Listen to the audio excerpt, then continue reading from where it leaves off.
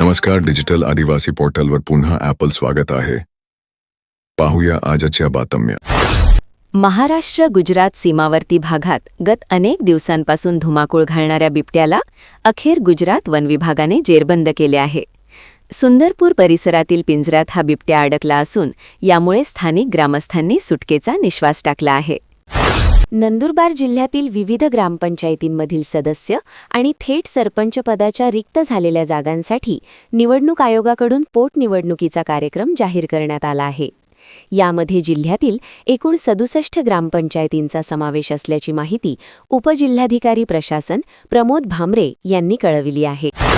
भरधाव वेगातील 2 trailer, 1 truck व Eicher अशा 4 वाहनांमध्ये धडक होऊन भीषण अपघात घडल्याची घटना कोंडाईबारी घाटात घडली. या चौहेरी अपघातात 1 जण जागीच ठार झाला असून 3 जण गंभीर जखमी झाले आहे. जखमींना नाझी मधाम रुग्णवाहिका व 1033 रुग्णवाहिकेने तात्काळ उपचारासाठी रुग्णालयात दाखल करण्यात आले. या अपघातामुळे महामार्गावर झालेली वाहतुकीची कोंडी पोलिसांनी सुरळीत केली. नंदुरबार जिल्ह्यात अफवेमुळे पेट्रोल पंपांवर वाहनधारकांची एकच गर्दी झाली. रात्री 8 वाजेनंतर प्रत्येक पेट्रोल पंपावर वाहनधारकांच्या रांगा लागल्या. युद्धामुळे पेट्रोल डिझेलचा पुरवठा बंद होणार असल्याची अफवा पसरल्यानंतर पेट्रोल पंपावर वाहनधारकांची गर्दी झाली होती. अमेरिका, इराण, इस्रायलमध्ये युद्धामुळे भारतामध्ये LPG गॅसचा तुटवडा निर्माण झालाय. गॅस सिलेंडर मिळत नसल्यामुळे नागरिक चिंतेत आहेत. गॅस एजन्सी बाहेर गॅस सिलेंडरसाठी नागरिकांच्या रांगा लागत आहेत. अशातच आता केंद्र सरकारने मोठा निर्णय घेतला आहे. मार्च महिन्याच्या सुरुवातीला उकाडा प्रचंड वाढला होता, मात्र त्यानंतर तुफान गारपीट झाली. हीच गारपीट आता घाम काढणार आहे. मागच्या 24 तासात हवामानात मोठे बदल झाले आहेत. पश्चिम महाराष्ट्रात तुफान वादळी वाऱ्यासह मुसळधार पावसाचा अंदाज वर्तवण्यात आला आहे. यावेळी वाऱ्याचा वेग हाताशी 50 किमीपर्यंत राहण्याची शक्यता आहे. तर दुसरीकडे मुंबईसह कोकणात मात्र सर्वाधिक उष्णता वाढण्याची शक्यता आहे. 5 जिल्हे सर्वात हॉट असतील.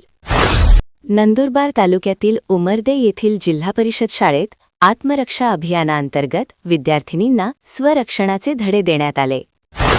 नंदुरबार येथील विशाल फाउंडेशनतर्फे आयोजित बैठकीत भारतरत्न डॉ. बाबासाहेब आंबेडकर यांच्या 135व्या जयंती उत्सव समिती गठीत करण्यात आली. अध्यक्षपदी दिनेश वळवी, उपाध्यक्षपदी विकास कोळी तर सचिवपदी ललित कोळी यांची सर्वानुमते निवड करण्यात आली. नंदुरबार येथील युवारंग फाउंडेशन व हिरकणी फाउंडेशनतर्फे मातीचे बाडगे वाटप करून चमळी दिवस साजरा करण्यात आला. या प्रसंगी युवारंग फाउंडेशनचे अध्यक्ष राहुल शिंदे यांनी मातीच्या बाडग्याचं महत्त्व सांगितले. वाढत्या उष्णतेमुळे वकिलांना मोठा दिलासा देणारा निर्णय घेण्यात आला आहे. उन्हाळ्याच्या काळात पारंपरिक काळा कोट घालण्यापासून वकिलांना तात्पुरती सूट देण्यात आली आहे.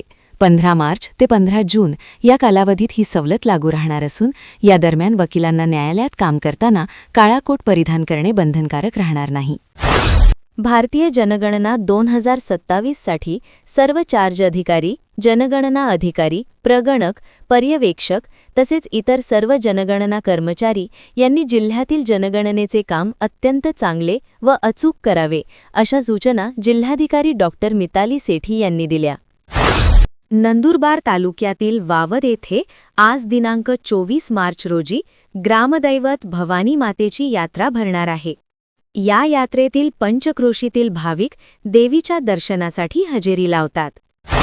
नंदुरबार जिल्ह्यात आज दिनांक 24 मार्चपासून क्षयरोग मुक्त भारत अभियान 100 दिवस मोहीम राबविण्यात येत आहे. या मोहिमेअंतर्गत तपासणीसाठी जोखीमग्रस्त लोकसंख्येत AI उपलब्ध हँडहेल्ड एक्स-रे यंत्राचा वापर करण्यात येणार आहे.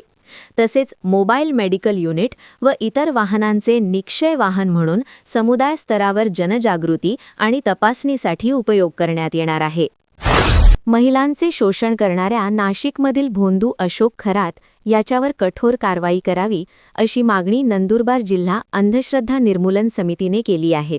याबाबत निवासी जिल्हाधिकारी आशा सिंघवी यांना निवेदन देण्यात आले आहे. नंदुरबार येथील देसाईपुरातील पुष्टीधाम हवेलीत मूर्ती प्राणप्रतिष्ठा 10वा पाटोत्सव साजरा करण्यात आला.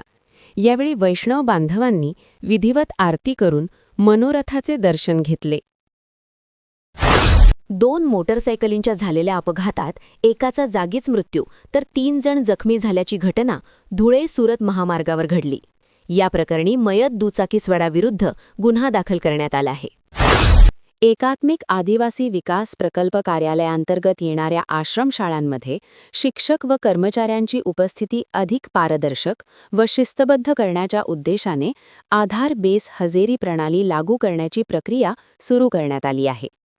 प्रकल्प क्षेत्रातील 42 शासकीय आश्रमशाळा तसेच 21 अनुदानित आश्रमशाळा अशा एकूण 63 शाळांमध्ये ही प्रणाली टप्प्याटप्प्याने कार्यान्वित करण्यात आली आहे. अशाच नवनवीन बातमीसाठी आपल्या यूट्यूब चॅनल डिजिटल आदिवासी पोर्टलला सबस्क्राईब करून घ्या.